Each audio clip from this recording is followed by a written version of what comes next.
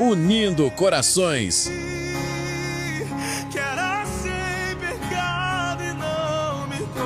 Fortalecendo fé.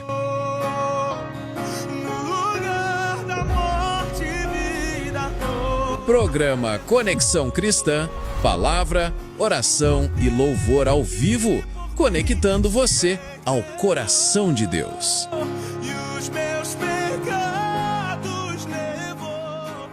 Olá pessoal, sou Nathan Nóbrega do programa Conexão Cristã. Hoje estamos aqui com a nossa Maria Mamute, a psicopedagoga, que ela vai falar sobre os problemas emocionais, os impactos enfrentados por professores e alunos diante de o abandono e da negação familiar. A Maria compartilha esse sentimento de impotência que muitos educadores sentem ao atentarem. Porque se tivesse ajuda dos outros profissionais, o professor vai ficar contente, fala, nossa, agora aquela criança está tendo apoio, ela já chegou diferente na sala de aula. Porque quando essa criança está tendo um apoio profissional, pessoas, na verdade, que conhecem, procurou um psicólogo, porque às vezes o professor está ali para dar a matéria dele, para ensinar, para educar aquela criança, mas ela não tem como ela se dedicar exatamente o tempo inteiro para aquela criança como uma psicóloga. Não, vai pesar muito para o professor. Mas acredito eu que quando os pais começam a buscar recurso para tentar resolver, porque quando tenta resolver a situação dessa criança, vai amenizando o sofrimento dessa criança. Porque as crianças, acredito eu, que uma criança que está passando por qualquer tipo de problema, ela pode começar a sofrer bullying na escola, né? Isso daí vai ser muito triste para a criança pode começar, talvez, desanimar de ir para a escola. E mediante todas essas coisas assim, desses problemas, dessas situações que os professores ficam lutando, trabalhando, talvez alguém pode olhar e um professor não se importa tanto com aquele aluno, mas tem aquele professor que se dedica e se desgasta o máximo. Já teve momento da senhora ir para casa triste, dizendo assim, eu não acredito que eu vi isso hoje, e ficar praticamente sem dormir? Sim, não só eu, né, mas muitos colegas já passamos por essa situação. Mas eu já me deparei com muitos momentos assim, de me sentir impotente diante de uma situação de abandono sobre os cuidados de uma criança, né, que você comunica à família que precisa de cuidado, que precisa de uma atenção, porque assim, os professores às vezes brincam assim, olha, eu já até sei o que a criança tem, mas eu não posso dar diagnóstico, né? Mas não é que a gente sabe, é porque como a convivência do dia a dia, você observa algumas características, né? Mas o professor, ele não pode chegar na mãe ou no pai da criança e falar assim, olha, eu acho que seu filho tem autismo. Não, jamais, você não pode dar diagnóstico. Quem dá diagnóstico é médico.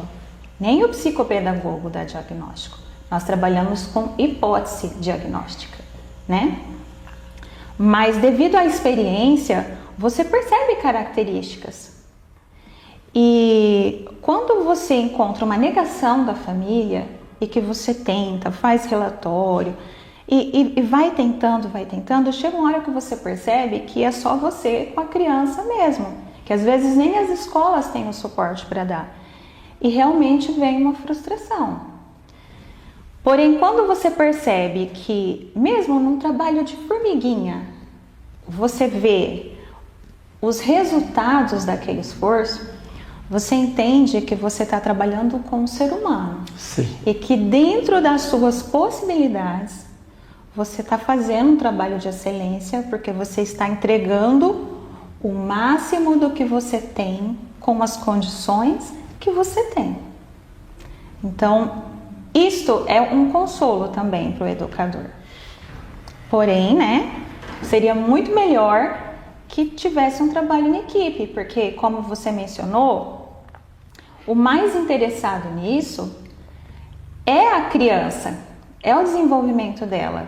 Quando a criança percebe que ela não está conseguindo atingir o que é proposto, ela tem a questão da autoestima ferida, baixa, e aí também vem os problemas emocionais.